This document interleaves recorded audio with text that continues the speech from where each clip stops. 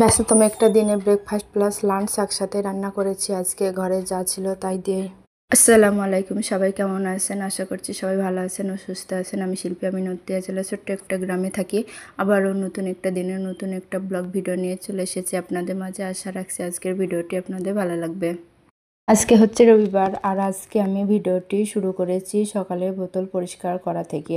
তো সকালবেলা উঠে ফ্রেশ হয়ে বাসি কাজ কটা সেরে চলে এসেছি বোতল পরিষ্কার করতে। ওগুলো আমি প্রত্যেক সপ্তাহে একদিন পরিষ্কার করি আর এই পানির জারটা আমি মাসে একবার হলেও পরিষ্কার করি। এক সপ্তাহ পর পর আমি এই বোতলগুলো পরিষ্কার করি থালা মাজা সাবান দিয়ে। কিন্তু যখন মাসে একবার পরিষ্কার করি তখন আয়রন তুলা দিয়েই বোতলগুলো পানির জারটা সব আমি আয়রন তুলা দিয়েই পরিষ্কার করি। আজকের দিনটি আমি ব্যস্ততম দিন এই কারণেই বলছি যে আমার আব্বা অসুস্থ হয়ে যাওয়াতে আমার আব্বার জমি বিক্রি করে আমার আব্বা ডাক্তার দেখাচ্ছিলেন। তো সেই জমি আমি কিনে নিয়েছিলাম, মানে আমি টাকা দিয়েছিলাম আমার আব্বা যখন ডাক্তারখানায় গিয়েছিলেন তখন। তো আমার আব্বাকে আমি ডাক্তারখানায় নিয়ে গিয়েছিলাম। তো তখন বলেছিল যে আমায় জমি দেবে, 1 কাঠা জমি দেবে, বাড়ির জমি।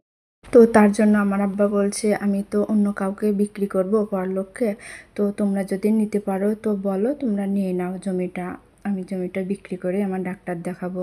তো তার জন্য আমি আমার সব বোনদেরকে বলেছিলাম, কিন্তু ওরা কেউ টাকা দেয়নি, বরং আমার ভাইও টাকা দেয়নি।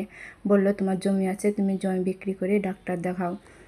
তো তার জন্য আমি বললাম ঠিক আছে, তাহলে কেউ যতক্ষণ ডাক্তার দেখানোর জন্য টাকা দিচ্ছি না তো আমিই দিই, যেহেতু আমারই তো আব্বা, তাই না?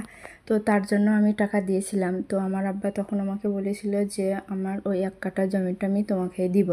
কিন্তু আমার আব্বা টাকটা দেখিয়ে অসুস্থ ছিল, সুস্থ হয়েছে, এখন আপাতত মোটামুটি ভালোই আছে।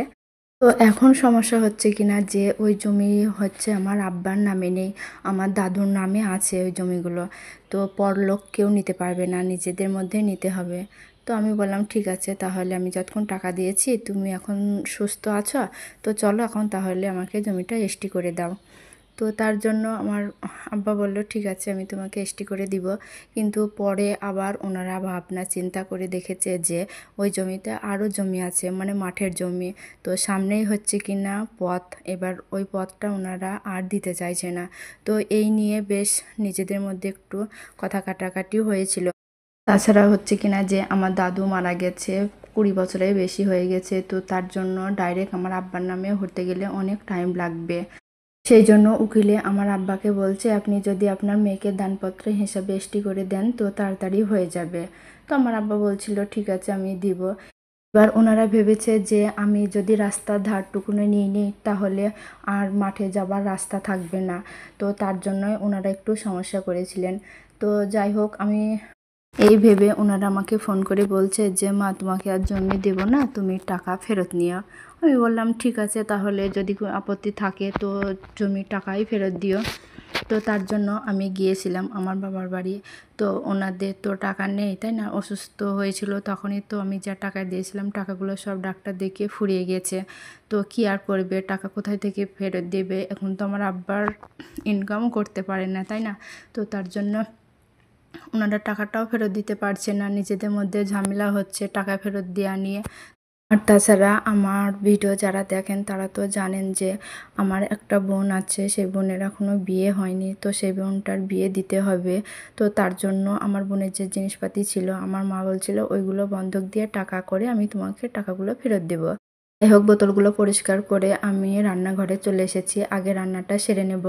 রান্না সারা বলতে আমি ভেন্ডি ভাজাটা করব আর করব চিংড়ি মাছ দিয়ে আলুর চচ্চড়ি। আর বানাবো সকালে খাবারের জন্য আলুর পরোটা।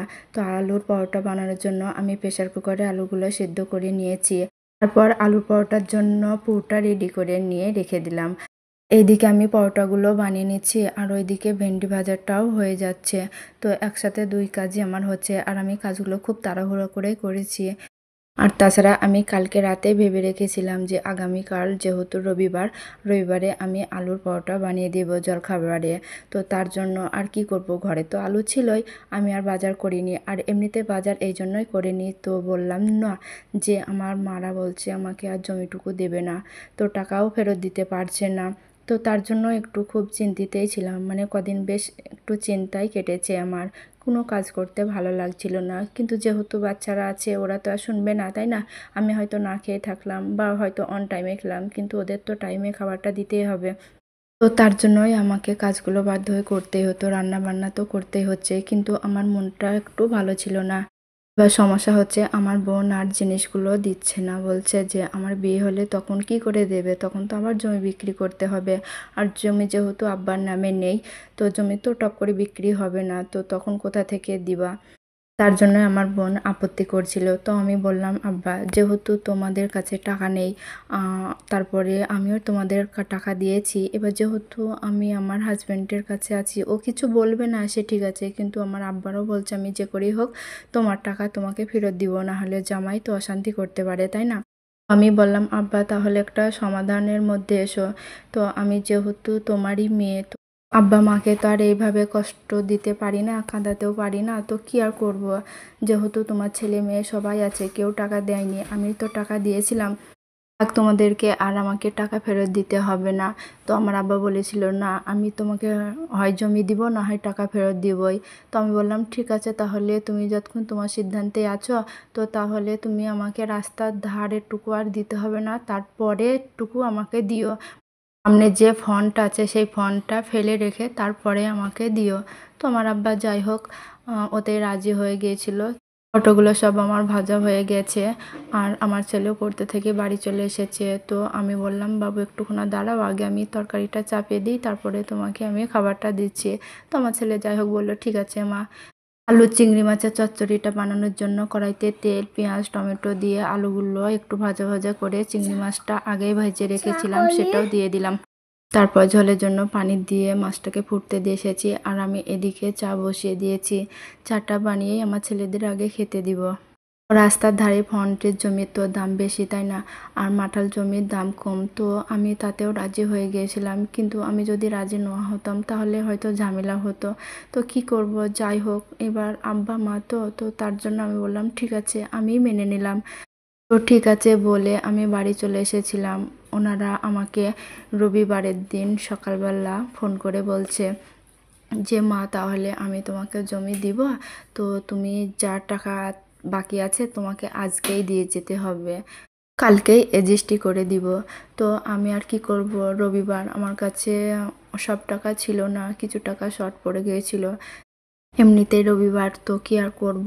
তো আমাদের গ্রামে যে ইউনাইটেড ব্যাংকের শাখা আছে ওনার কাছে গিয়েছিলাম, তো ওনার কাছে আমরা লেনদেন করি, তো তো তার জন্য আমি বলেছিলাম সব রকম ঘটনা।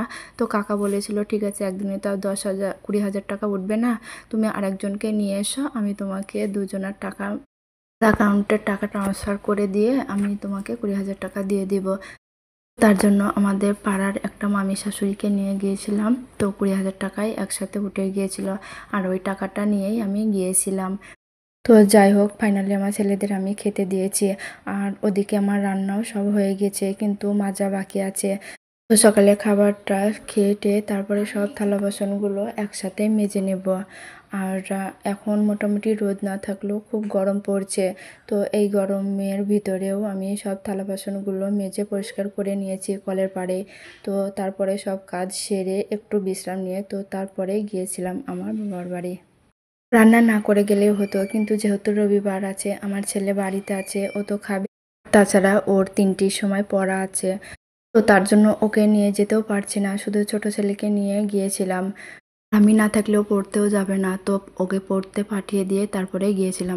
প্রত্যেক দিনের মতো আবার আজকে বলছি, ভিডিওর এ পর্যন্ত যারা আছেন প্লিজ ভিডিওটিতে লাইক করে দেবেন, সাবস্ক্রাইব করে পাশে থাকা বেল আইকনটা প্রেস করে রাখবেন, যাতে করে আমি নতুন কোনো ভিডিও পাঠানোর সাথে সাথে আপনার ফোনে নোটিফিকেশন চলে যায়, আর আপনি সময় সুযোগ বুঝে ভিডিওগুলো দেখে নেবেন। আর অলরেডি এই কাজটা যারা করে দিয়েছেন অসংখ্য ধন্যবাদ।